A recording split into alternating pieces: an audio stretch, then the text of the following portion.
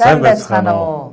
107.5 зам манай нэвтрүүлгийн маань ээлж дугаар ихэд бэлэн боллоо. Та аялахад бэлэн үү? Бэлэн. Тэгвэл хоёулаа оройгоо хэлээ тийм ээ. За. Хаа хүрхээ та мэд. Хаагуур явахыг бид замчлаа. За. Бид хоёр чинь одоо Дорнод аймгаараа тийм ээ нэвтрүүлгээрээ аялаад одоо Дорнод аймгийн урд сумуудаар зүүн болон урдлын сумуудаар аялаад ирсэн тийм ээ. Одоо энэ дугаартаа хоёулаа Дорнод аймгийн хойд чиглэл.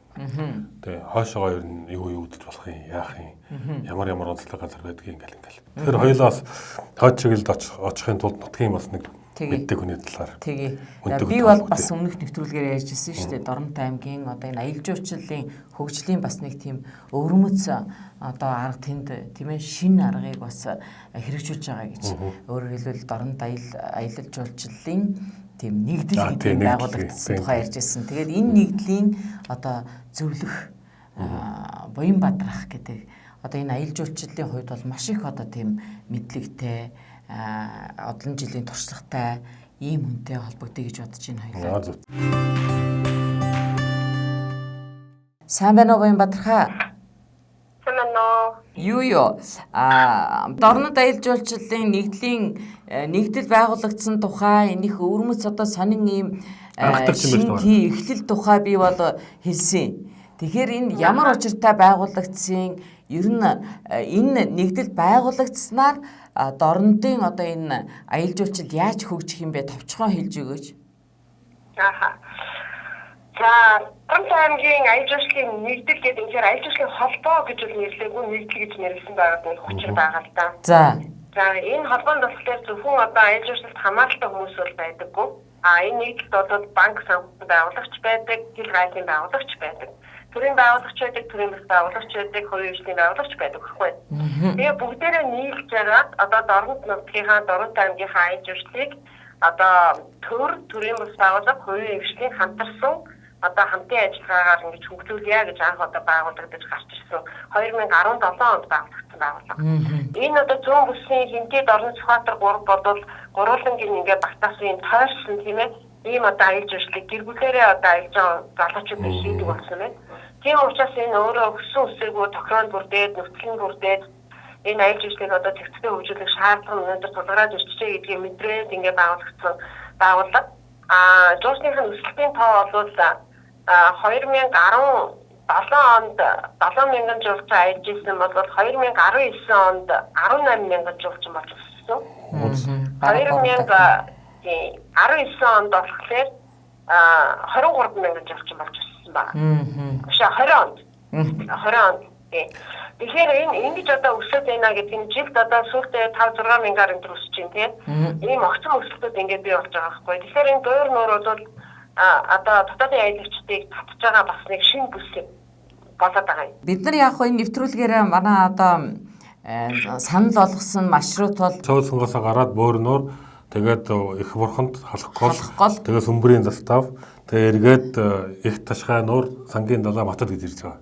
Тэ нэг ийм одоо чиглэлийг манай одоо нэвтрүүлэг одоо өөрөө санал болгосон ухаантай. Гэхдээ ер нь одоо энэ саяны нэрлээгүй өөр одоо ямар чиглэлүүд байна вэ? Та хэдийн бодож байгаагаар.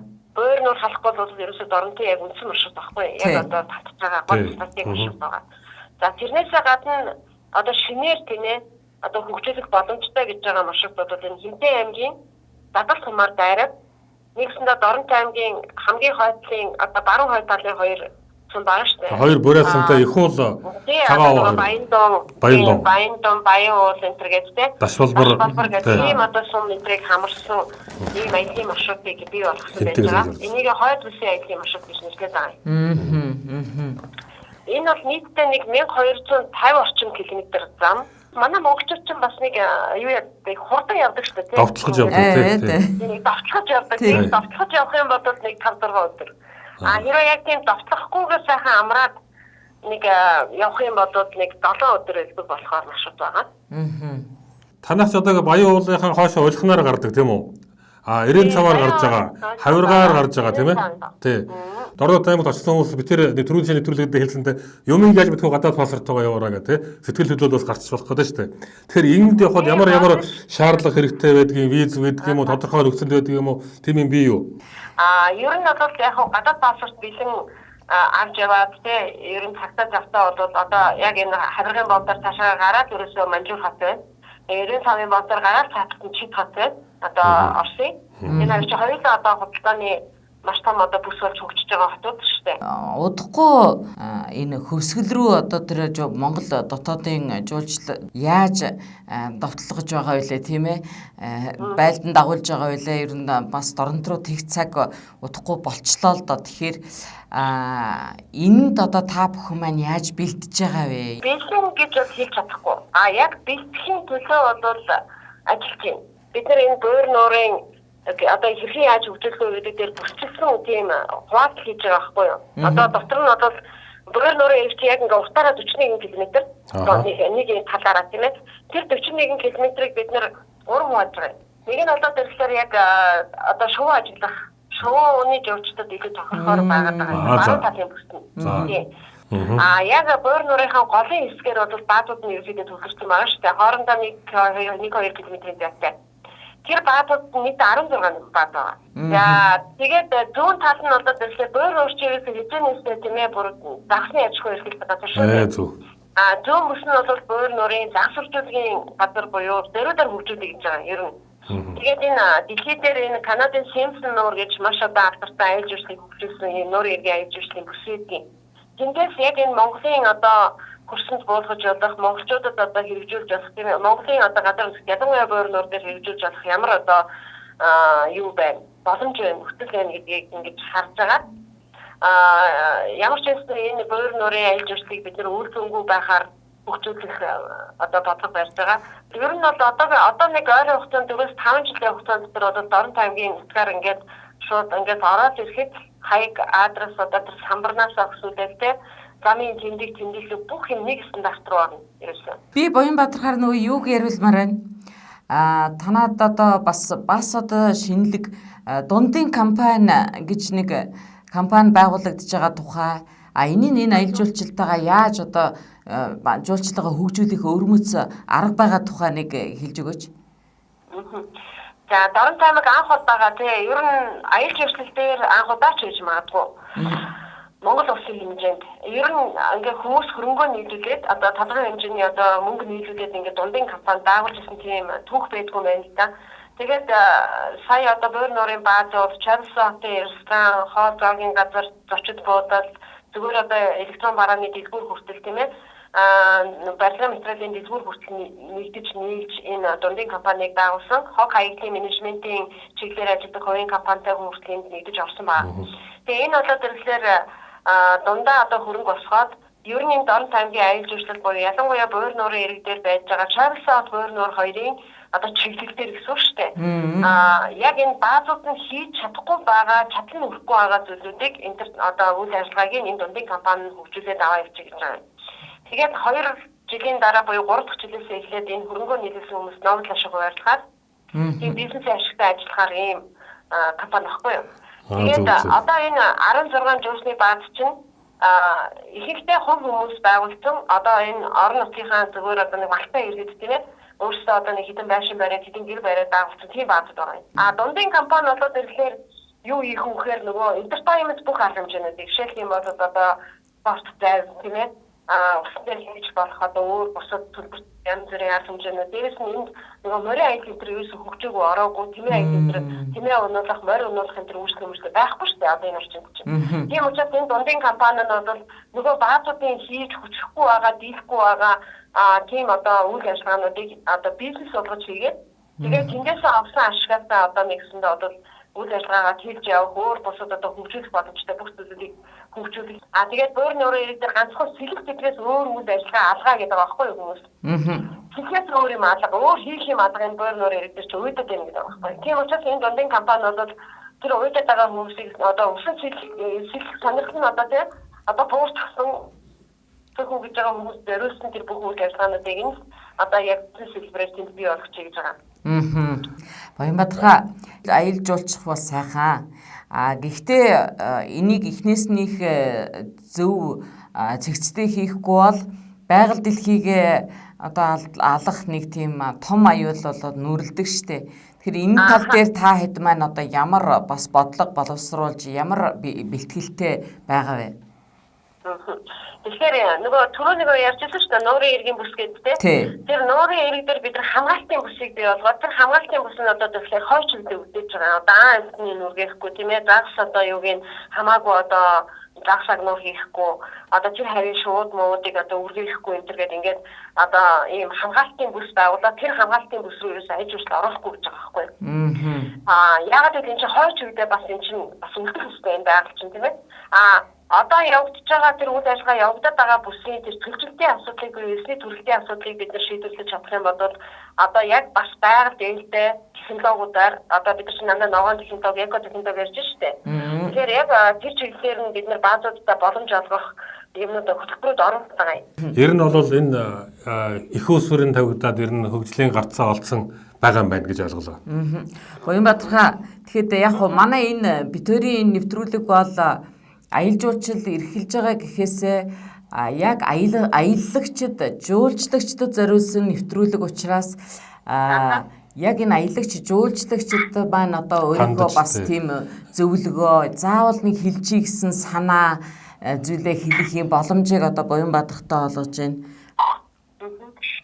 За би энэ нэг түрүү асуугаад байсан энэ хойд бүс дээр бас юу ямар юмыг үзүүл болох вэ гэдэг дээр нэг хэд гурван газар танилцуулангаа ингэрээ тэгэрээ гэдэг нэг хэлж яг затнасан газар баажлаа. За түрүү нөгөө дадлаар дамжаад Баян уул орно гэдгсэн шүү дээ тийм.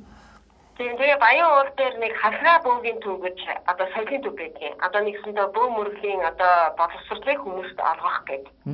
За энэ дээр энэ болоод ирэхээр нэг дөрвөн одоо үе удам дамжсан одоо хасын одоо алдартай одоо Цэрэн Зайрангийн хүү гэж Оюнбаатар гэж одоо зарим энийг байгуулсан. Энд буддийн шашны сүмч байдаг. Бөөгийн одоо аюул олон бөөнүүд цугладаг байхгүй юу? Тэгээ энэ бол нэг жилдээ нэг зундаа бол нэг 7-8 мянган монголчууд одоо тийш очиж байгаа.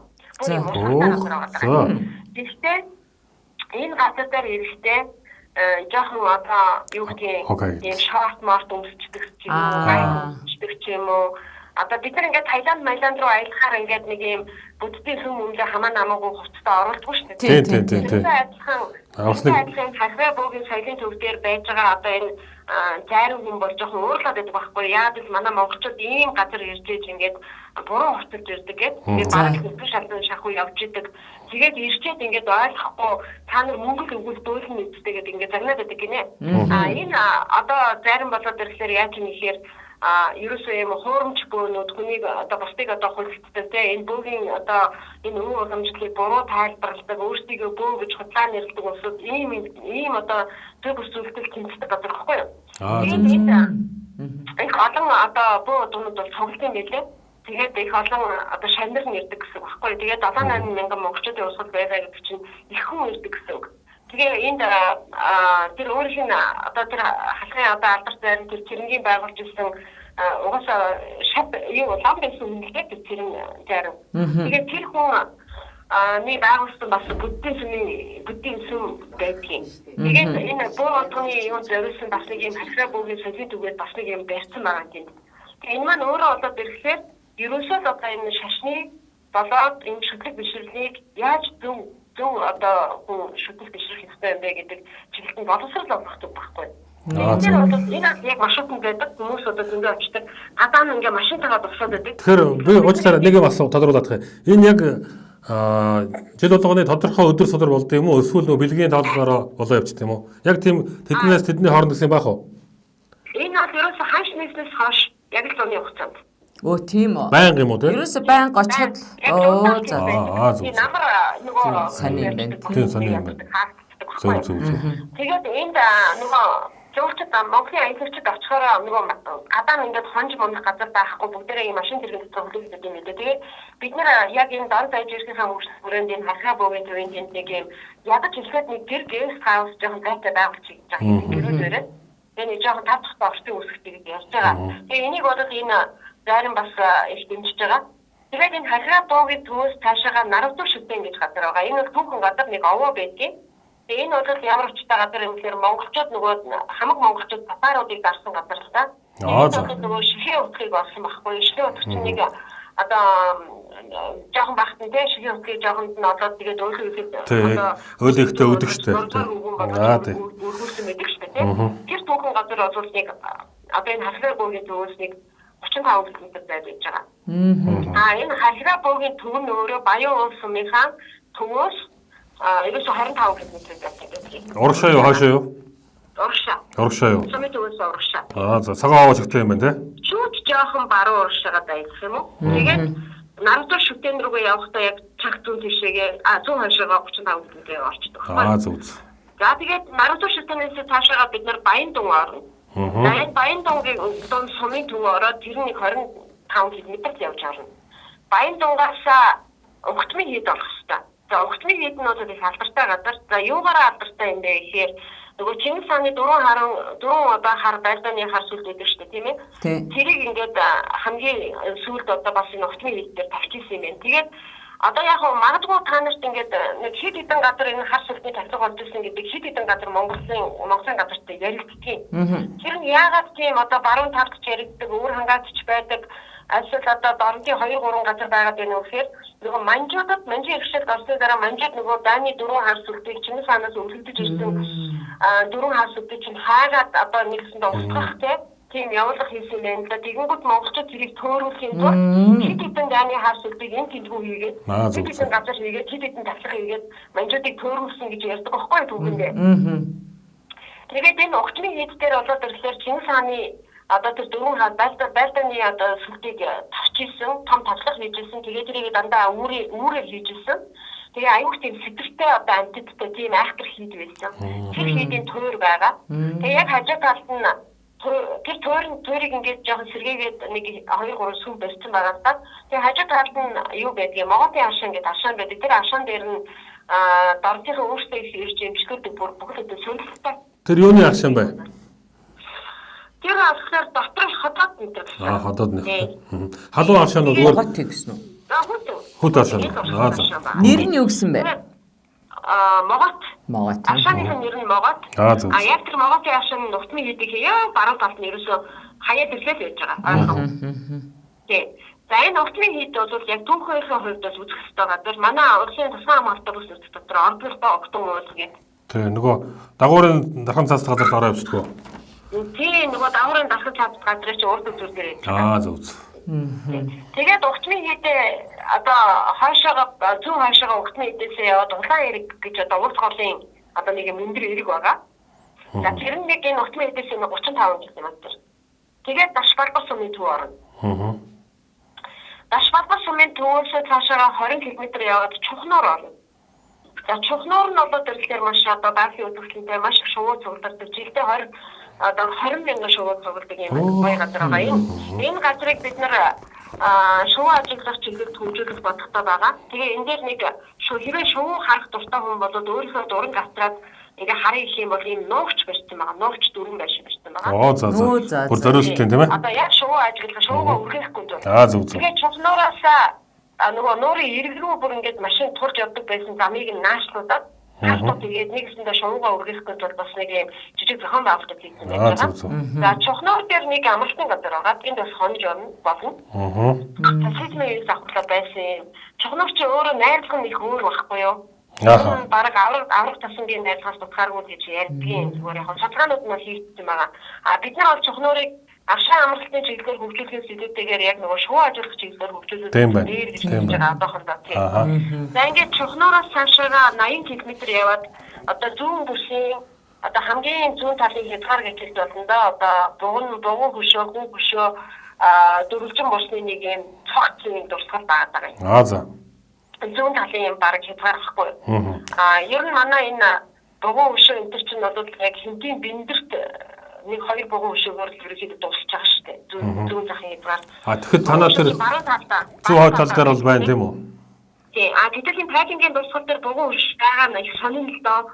Яагаад гэвэл одоо энэ Монголын газар нутаг дээр нэг өөр буусны соёлтой нэг юм 3 одоо ийм том овг аймаг амьдарч ирсэн болов гинээр төсөлд буун л да. Зүүн талчин болоод ирэхлээр Дарамтын нутаг дээр болоод ирэхлээр газар ухаад яг энэ байшин шиг ингээд газар ухаад тэгээд дээрээс нь ингэж нөгөө ос мосоор гулгаж орж ирдэг дээдлийн хэсгийг таглаад нэгэсэндээ нөхөн суудаг. Нөхөн байшин гэх юм уу?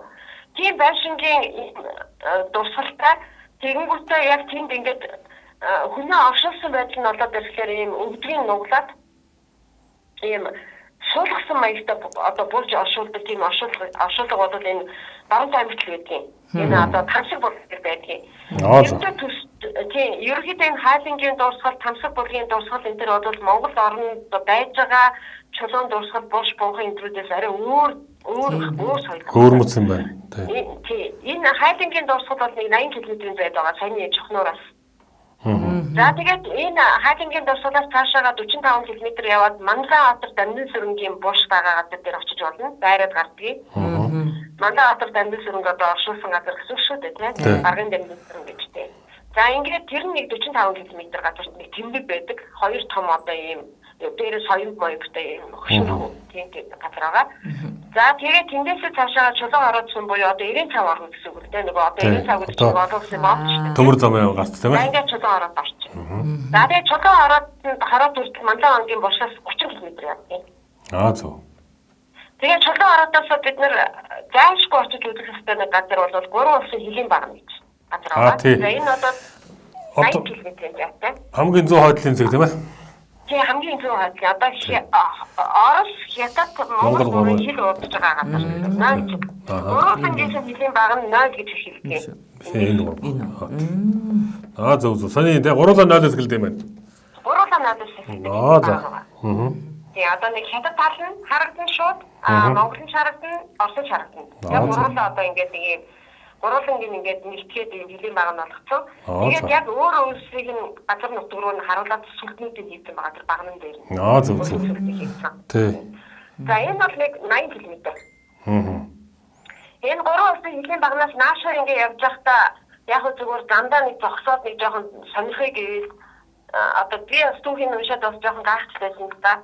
Нөгөө зөвлөлтийн үед болоод ирэхээр хятад руу харуулад айгүй олон танкны юм нуугч хийгээд Атом танк байрлуулад танкных нь бүр юм бууны танкны одоо нөгөө юу бод сум биш дээ одоо нөгөө нэг гол төмөр их болох гол төмөр за тэр ингээд гараад ирсэн тийм новчнууд байсан байхгүй тэр новчнууд ерөнхийдөө одоо ингээд мэрсэр ингээд гэтээ тэр нь бүр олон ингээд үлдсэн байгаа л да жоохон зүүн хойшоо явах хэрэгтэй болох байх тийм болоод одоо яг тэгээд нэг бахан торнууд ингээ гадраад ингээ байдаг юм. Жоохон машинтай явхад нэг дугуй хангах хаягд орж ирсэн. Замаасаа гарахгүй зогсож жоод жоохон алхаад явах юм бол яг тэр танкны нугчуд байсан газруудыг ерөөхдөө. Зоосаа.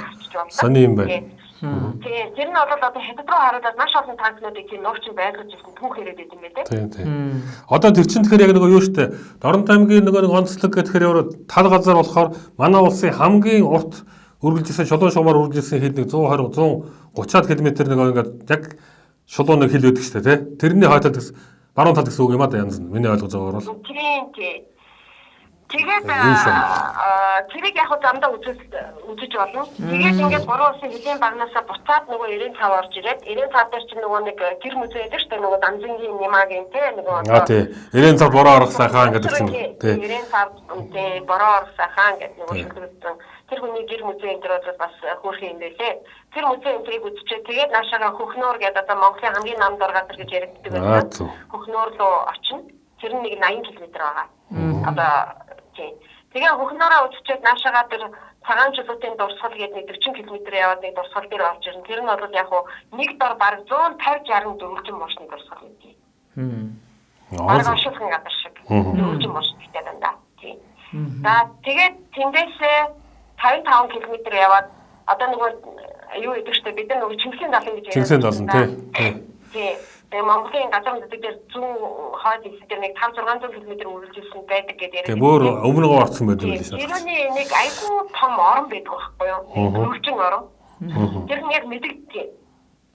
Тэгээд яг тэр газар дээр Батбаяр гэдэг малчныг байдаг юм яг малчныг. За тэдний холбоод ирэхээр их цэвэрхэн сайхан айд бас одоо их зочломтой. Тэгээд бид нар бол одоо нэг жуулчин хүлээж авдаг айдууд байдаг да тийм нэг өдөө ороход ингээд нэг тийм бас жуулчин болгоод их нүүр улаахаар гүн тийм айд байгаа. За нэг сайхан одоо зочлдог. За тэр айд тэр Батбаяргаа угаасаа тэр хэрний хоногийг тэр хайд нь ер нь тогтчлаад нэг түүхэн аяж жуулчлалын бас нэг альтаах юм болгочно гэдэг өөрөө тэгээд байгаа. За тэгээд тэндээсээ урагшаага Чарльзын сум орж ирэн тэр нь 60 км. Чарльзын сум дээр одоо Маршал Чарльзынгийн одоо гоё танхим байдаг юм да үзээ. Үзүүштэй. Ер нь одоо нөгөө суулж исэн ширээ мэрээ тийм ээ бас одоо өөрийн хэлж иргэж исэн зүйлсүүд бий. За ингээд Чарльз ороод ирнэ. 50 км яа. За энэ бол яг Дорн таймгийн яг хойд бүс юм шиг байхгүй. Тийм байна. Аха. Юу би зүгээр эмэгтэй хүний хувьд одоо яг саяны энэ маршрутаар ингээд явхад одоо гэр бүлээрээ явах, нялх хүүхэдтэй явхад ер нь хэр хүндрэлтэй ямар бэлтгэлтэй байх ёстой вэ бид нар? Аха. За энд мэдээч хэрэг энэ хойд маршрутан дээр бол сайхан тийм одоо аялжуулалтын бааз бол одоохондоо баригдаж амжаагүй байгаа. Дорн аймгийн хувьд бол нөгөө аялжуулалтын төлөвлөлтөн дээр энд бааз барина гэдэг төлөвлөлтөн дотор энэ маршрутаа оруулсан. 2-3 газар нь бол бааз баригдана. Ер нь бол яг замын Барта саадын хувьд бол Барта саад бол байхгүй дээ. Одоо Монгол аврын урд голын сав газар гэдэг чинь бол ой модгол болохоос биш тэр зүүн хойшоо бол их сайхан дагуурын дархан цаас газар ч өөрөө алдартай шүү дээ. Нөгөө гурван улсын гурвангийнхан дархан цаастай шүү дээ, тийм ээ. Оросдоош дархан цаастай, Хятаддоош дархан цаастай, Монголдоош дархан цаастай газар. Тэгээ бас их гоё байгалийн одоо юм характертай газар л да. Алсын. Тэргээр бол их сонирхолтой. Тэгээд энэ чухноор хөхноор энэ гэдэг одоо яг хүүхдүүд дагуулад явхад бол таалагдахаар ер нь нуур усанд монголчууд их дуртай шүү дээ тийм. Олон жижиг нуурууд үнээр байгаа. Шууд их цуглардаг. Яхахгүй энэ дэлхийн одоо нүүдлийн шуудын 6 замын 2 зам нь одоо ялангуяа одоо зүүн бүсийн зам нь яг одоо хэдийд орноор байрч байна. Тэгээд нөгөө 6 зүйл тогруу одоо хэдийд орноор орж ирдэг. Ерөөс 13 ховор зүйл 6 зүйл тогроотой шүү дээ. Тэр ховор тогроо чи бүгд одоо орноор ирж байна. Яг нөгөө хээрийн шуудын хамгийн том биетэй гэж ярьдаг нөгөө хонин тоодог. Яг тэр доронтод харах боломжтой. Яг нөгөө эцэг шонхор гэдэг одоо нөгөө арабуудын худалдаж аваад байдаг шонхор чинь яг ингээд говьосоо шууд хинтийгээр дараад доронтын одоо баруун талаар орж байгаа мэдлэгтэй. Тэр бол одоо нөгөө арабууд худалдаж $10,000 худалдаж аваад байдаг нөгөө нэг шонхор шууны чинь бас их тэргээр дарж байгаа. Үнэхээр яг харахгүй түрүүний хэлсэнчлэн шууны бол үнэхээр гайхалтай болсон л да. Яста аялаад ирсэн юм шиг боллоо. Яг аялаад ирсэн юм шиг боллоо. Нэгдүгээр, хоёрдугаарт энэ их гоё маршрут байна тийм ээ. Одоо энэ их аялах дуртай их надад их аарахдаг манай амар санаа хүртэл амаа ангааллаа шүү дээ сая. Яг энэ түрээд яг хэдүүлээ өндөрлөе. Маш их баярлалаа. За ингээд цаашдынх нь ажилд нь аялал жуулчлалын нэгдлийн ажил болоод тэр нөгөө дундын компанийн ажилд нь амжилт хүсээд хамгийн гол нь үлгэр жишээ дорночудаас ихэлсэн одоо тийм тэргүүн туршлага гэдгийг хэрэгжүүлж ажилд нэг амжилт хүсье. Тий, тэгээ дорнтой аялал жуулчлалын нэгдэл одоо нийт одоо Монгол аялал жуулчлалын нэгдэл аймаг болгон аялал жуулчлалын нэгдэлтэй болох болтугай гэж өрөөдөө одоо.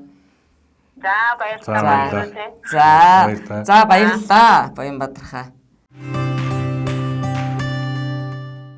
За ингийн хоёлаа. Одоо бид хоёр бол Дорн аймгийнхаа аймагта энэ нэвтрүүлэг маань одоо ингээд 3 дугаарыг зориуллаа.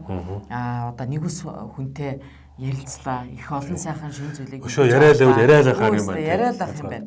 Аялагчдаа бас нэлээд олон сайхан мэдээлэл өгчлөө гэж бодож байна. Яг одоо ингээд Дорнт руу гарах чаа. Тэгэхээр юу яа?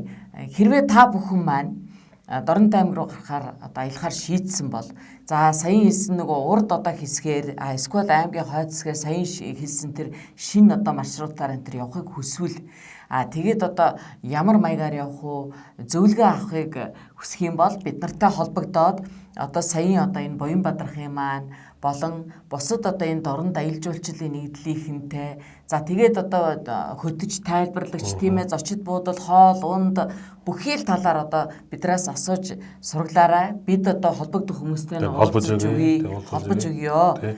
Тэгээд бид хоёр нөгөө энэ саяныхаа одоо чиглэлийг өөрснөө аялаад ирэхээр бас тэн дээр нь баримжуулаад зураг хөргөө аваад ингэж явд юм биш үү, ийшээ явд юм биш үү, ийм тэмдэг байд юм байна, ийм тусгалт газар байд юм гэж та бүхэнд бас саналаа хуваалцах болно. Та бүхний өмнөөс бас одоо сэтгэлээ чинь гэж гэдэг тийшээ затхыг уриалах болно гэх мэтлэнгээр өргөжлөн.